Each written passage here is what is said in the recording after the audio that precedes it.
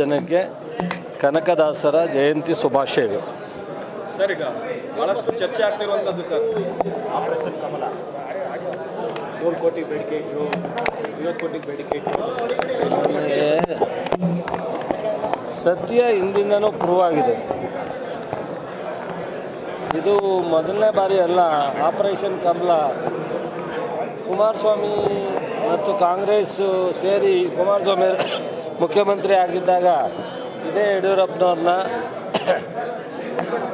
ಮುಖ್ಯಮಂತ್ರಿ ಮಾಡಲಿಕ್ಕೆ ಕಾಂಗ್ರೆಸ್ಸು ಮತ್ತು ಜನತಾದಳದವ್ರನ್ನ ಆಪರೇಷನ್ ಕಮಲ ಮಾಡತ್ತನೇ ಕರ್ಕೊಂಡೋಗಿದ್ದು.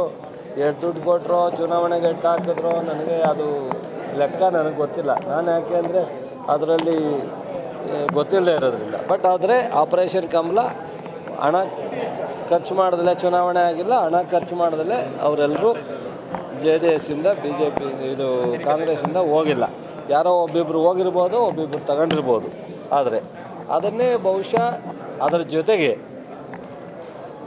ಈ ಸರ್ಕಾರ ರಚನೆ ಆದ ತಕ್ಷಣ BJPಯವರು ಮತ್ತು ಜನತಾದಳದವರು ಈ ಸರ್ಕಾರ ಉಳಿಯಲ್ಲ ಅಂತ ಹೇಳಿದರು. ಯಾವ ಕಾರಣದಿಂದ ಹೇಳಿದರು? ಆಪರೇಷನ್ ಕಮಲ ಮಾಡ್ತೀವಿ ಅಂತ ತಾನೇ ಅವ್ರ ಉದ್ದೇಶ.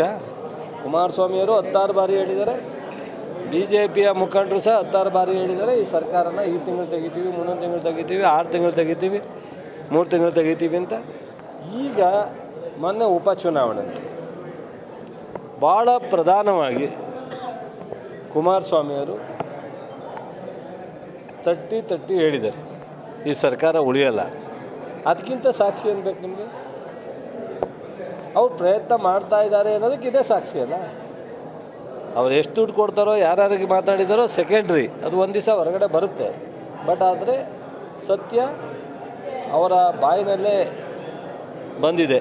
ಸರ್, 100 ಕೋಟಿ ಆಫರ್ ಅನ್ನೋದು ರಾಜ್ಯ ರಾಜಕಾರಣದಲ್ಲಿ ಹೊಸ ಸಂಚಲನಕ್ಕೆ ಕಾರಣ ಆಗಿದೆ ಸರ್. ಈಗ ಮೊದಲು ಎಷ್ಟು ಕೊಟ್ಟಿದ್ರು ಗೊತ್ತಿಲ್ಲ, ಈಗ ಅದು ಅಪ್ಗ್ರೇಡ್ ಆಗಿರುತ್ತೆ.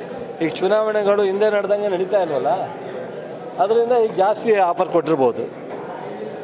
ಸರ್, ನಿಮ್ಮ ಶಾಸಕರುಗಳ ಆರೋಪಗಳ ಹಗರಣಗಳಿಂದ ಸರ್ಕಾರ ಉರುಳುತ್ತೆ ಅಂತ ಅವರು ಹೇಳ್ತಾರೆ. ಹಗರಣದಿಂದ ಯಾರು ಸರ್ಕಾರ ಉಳಿತದ? ಇವ್ರು ಹಗರಣ ಇತ್ತು, ಉಳಿತಾ? ಮುಗಿಸಿದ್ರಲ್ವಾ?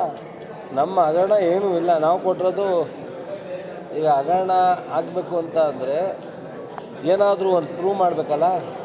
ನಮ್ದು ಇಲ್ಲಿವರೆಗೆ ಏನಾದ್ರು ಒಂದು ಪ್ರೂವ್ ಮಾಡಿದ್ದಾರೆ ಯಾವ್ದಾರ? ಈಗ ಮುಖ್ಯಮಂತ್ರಿಗಳ ಬಗ್ಗೆ ಹೇಳ್ತಾರೆ, DK ಶಿವಕುಮಾರ್ ಬಗ್ಗೆ ಹೇಳ್ತಾರೆ, ನನ್ನ ಬಗ್ಗೆ ಹೇಳ್ತಾರೆ, ಹಲವಾರು ಮಂತ್ರಿ. ಯಾವುದಾರ ಒಂದು ನಿರ್ದಿಷ್ಟವಾದಂಥ ಪ್ರಕರಣವನ್ನು ಮುಂದಿಟ್ಕೊಂಡು ಪ್ರೆಸ್ ಮೀಟ್ ಮಾಡಿದ್ದಾರೆ, ಯಾವುದಾರ ಒಂದು ಪ್ರೂವ್ ಮಾಡಿದ್ದಾರೆ. ಅವರು 4-10 ಹಲವಾರು ನಾವು ಪ್ರೂವ್ ಮಾಡಿದಾಗ ಬಟ್ ಅವ್ರ ಸರ್ಕಾರ ಹೋಯ್ತಾ? ನಾವು ಪ್ರೂವ್ ಮಾಡಿದಾಗಲೇ ಸರ್ಕಾರ ತೆಗಿಯೋಕ್ಕಾಗಲಿಲ್ಲ. 118-20 ಇದ್ದಾಗಲೇ 12-13 ಇದ್ದಾಗಲೇ ತೆಗಿಯೋಕ್ಕಾಗಲಿಲ್ಲ. 136 ಜನ ಇಟ್ಕೊಂಡು ಅವ್ರು ತೆಗಿಯೋಕ್ಕಾಗುತ್ತಾ? ಅವರು ತೆಗಿಯೋಕ್ಕೆ ಪ್ರಯತ್ನ ಮಾಡ್ತಾ ಇರೋದು ಆಪರೇಷನ್ ಕಮಲದ ಮೂಲಕ. ಭ್ರಷ್ಟಾಚಾರ ಅಂತಲ್ಲ, ಭ್ರಷ್ಟಾಚಾರ ನಾವು ಮಾಡೋ ಸಂಸ್ಕೃತಿ ಇಲ್ಲ. ಕಾಂಗ್ರೆಸ್ಗೆ ಜನಪರ ಕಾರ್ಯಕ್ರಮಗಳು ಅಭಿವೃದ್ಧಿ ನಿಟ್ಟಿನಲ್ಲಿ ಹೋಗ್ತದೆ. ಸರ್, CM ಅವರು ಇತ್ತೀಚೆಗೆ ಅದನ್ನ ಹೇಳಿದ್ರು ಸರ್, 50 ಕೋಟಿ ಆಫರ್ನ ಮಾಡ್ತಾ ಇದ್ದಾರೆ.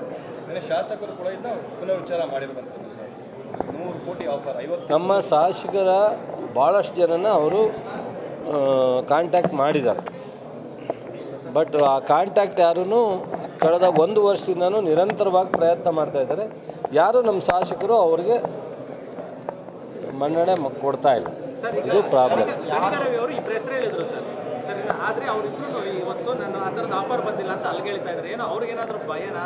ಗೊತ್ತಿಲ್ಲ, ಯಾರಿಗೂ ಭಯ ಏನಿಲ್ಲ.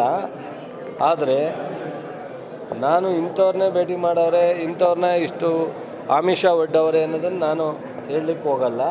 ಬಟ್ ಆದರೆ ನಮ್ಮ ಶಾಸಕರನ್ನ ಕಾಂಟ್ಯಾಕ್ಟ್ ಮಾಡಿರೋ ಸತ್ಯ, ನಮ್ಮ ಶಾಸಕರನ್ನ ಹಣದ ಆಶೆ ತೋರಿಸಿ ಪ್ರಯತ್ನ ಮಾಡ್ತಿರೋ ಸತ್ಯ. ನಮ್ಮ ಶಾಸಕರು ಯಾರು ಆ ಇದಕ್ಕೆ ಒಪ್ತಾ ಇಲ್ಲ. ಅದೇ ನಾನು ನಿಖರವಾಗಿ ಅಮೌಂಟ್ ಬಗ್ಗೆ ನಾನು ಮಾತಾಡ್ಲಿಕ್ಕೆ ಹೋಗಲ್ಲ. ಬಟ್ ಇವೆಲ್ಲ ನಡೀತಾ ಇರ್ತಕ್ಕಂಥ ಸತ್ಯ.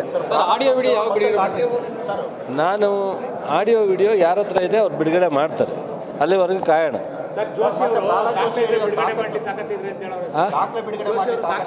ಸರಿ ಆಯಿತು. ಪಾಪ ಜೋಶಿಯರಿಗೆ ತಾಕತ್ತು ಜಾಸ್ತಿ ಇದೆ, ನಮಗೆ ತಾಕತ್ತು ಕಡಿಮೆ ಇದೆ. ಅವರು ಏನು ಹೇಳವ್ರೆ ಅದನ್ನೆಲ್ಲ ಮಾಡ್ಲಿಕ್ಕೆ ಹೇಳಿ ಬಿಡುಗಡೆನ ನಾವು ತಾಕತ್ತು ಕಡಿಮೆ ಇರೋರು ಆಮೇಲೆ ಬಿಡುಗಡೆ ಮಾಡ್ತೀವಿ. ಸಮಯ ಸಂದರ್ಭ ಬಂದಾಗ ಎಲ್ಲವೂ ಬಿಡುಗಡೆ ಆಗುತ್ತೆ. ಅವರೇನು ಹೇಳಿದ್ದಾರೆ ಕಳೆದ 1.5 ವರ್ಷ ಹೇಳಿದರೆಲ್ಲ ಬಿಡುಗಡೆ ಮಾಡೋಕ್ಕೆ ಹೇಳಿ ಆಮೇಲೆ ನಾವು ಬಿಡುಗಡೆ ಮಾಡ್ತೀವಿ. 40% ಕಮಿಷನ್ ಆರೋಪ ಮಾಡಿದ್ರಿ. 40% ಕಮಿಷನ್ ಆರೋಪ ಮಾಡಿದ್ಕೇ ಅವರು ತಲೆದಂಡ ಆಗಿರೋದು. ಜನ ತೀರ್ಮಾನ ತಗೊಂಡ್ರೆ ಸರ್ಕಾರ ತೆಗಿಯೋಕ್ಕಾಗಲಿಲ್ಲ ನಮ್ಮ ಕೈಯಲ್ಲಿ, ತಲೆದಂಡ ಆಗಿರೋದು. ಸೊ ನಾವು ಅವರ ಈಗ ಈ ಚುನಾವಣೆಯಲ್ಲಿ ಏನು ಖರ್ಚಾಗಿದೆ ಚನ್ನಪಟ್ಟಣದ ಗೊತ್ತಾ? ಶಿಗ್ಗಾವಿನಲ್ಲಿ ಏನು ಖರ್ಚಾಗಿದೆ ಗೊತ್ತಾ? ಅಲ್ಲಿ ಇದ್ಯಾವುದು ಇನ್ನೊಂದು ಸೊಂಡೂರಲ್ಲೇ, ಅದನ್ನೆಲ್ಲ ತಗೊಳ್ಳಿ, ನೀವು ಮಾಡಿ ಸ್ಟೋರಿಯ ಗೊತ್ತಾಗುತ್ತೆ ಏನಾಗಿದೆ ಕೇಳಿ ಅವ್ರನ್ನೇ ಖರ್ಚು ಮಾಡಿದವ್ರನ್ನ. ಇಲ್ಲಿ ಜನತಾದಳದವರು ಅಲ್ಲಿ BJP ಅವರು, ನಾವು ಅವ್ರ ಜೊತೆ ಓಡೋಕ್ಕಾಗಲಿಲ್ಲ.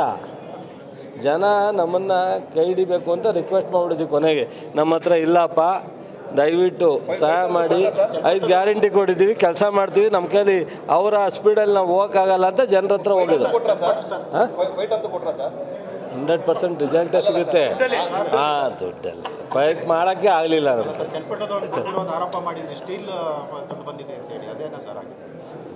ಈ ದೇಶದಲ್ಲಿ ಅವ್ರಿಗೆ ಬೇರೆ ಟೈಮ್ನಲ್ಲಿ ಹಣ ಸಿಗ್ತೋ ಇಲ್ವೋ ಗೊತ್ತಿಲ್ಲ ಫೈಲ್ ಮೇಲೆ. ಈ ಚುನಾವಣೆಯಲ್ಲಿ ಎಲ್ರಿಗೂ ನನ್ನ ಮಗನ ಚುನಾವಣೆ, ನನ್ನ ಮಗನ ಚುನಾವಣೆ ಈಸಿ ಅಲ್ವಾ? ಗಿಫ್ಟು ಚುನಾವಣೆ ಆಧಾರದ ಮೇಲೆ ನಡೆದಿದೆ, ದುಡ್ಡಿನ ಆಧಾರದ ಮೇಲೆ ಚುನಾವಣೆ ನಡೆದಿದೆ ಅಂತೇಳ. ದುಡ್ಡು ಖರ್ಚು ಮಾಡಿದ ತಕ್ಷಣಕ್ಕೆ ಜನ ಓಟ್ ಕೊಡಬೇಕು ಅಂತೇನಿಲ್ಲ. ಈಗ ಸುಮಲತನ ಎಲೆಕ್ಷನು, ನಿಖಿಲ್ ಎಲೆಕ್ಷನ್ ಮಂಡ್ಯದಲ್ಲಿ ನಡೀತು. ನೀವೇ ಹೇಳಿದ್ರಿ ನನಗೆ ಖಾಸಗಿ ಆಗಿ, ನಮ್ಮೆಲ್ಲ ಪತ್ರಕ್ಕೆ ಸೇರಿದ್ವಿ, ಏನು ಸರ್ ಇಷ್ಟೊಂದು ದುಡ್ಡು ಖರ್ಚು ಮಾಡ್ತಾವ್ರಿ ಅಂತ. ಗೊತ್ತಿಲ್ಲ ಕಣ್ರಪ್ಪ ಅಂತ ಅಂದೆ. ಸೊ ದುಡ್ಡು ಮೇಲೆ ನಡೀತಾ? ಕುಮಾರಸ್ವಾಮಿ ಅವರು ಮಾಡಿರೋದು ಅದೇ ದುಡ್ಡಿಂದನೇ ಸರ್. ಹಾಂ, ಇನ್ಯಾವ ದುಡ್ಡು ಮಾಡ್ತಾರೆ? ಇನ್ಯಾವುದ್ರಲ್ಲಿ ಮಾಡ್ತಾರೆ? ಇನ್ಯಾವುದ್ರಲ್ಲಿ ಮಾಡ್ತಾರೆ? ಚಂದ್ರಶೇಖರ್ ಒಂದು ಆರೋಪ ಮಾಡಿದ್ರಲ್ಲ, ಅದು ನಿಜಾನಾ ಸರ್? ಯಾವುದು? IPS ಚಂದ್ರಶೇಖರ್. ಅದು ಅವ್ರ ವಿಚಾರ, ನಂಗೆ ಗೊತ್ತಿಲ್ಲ.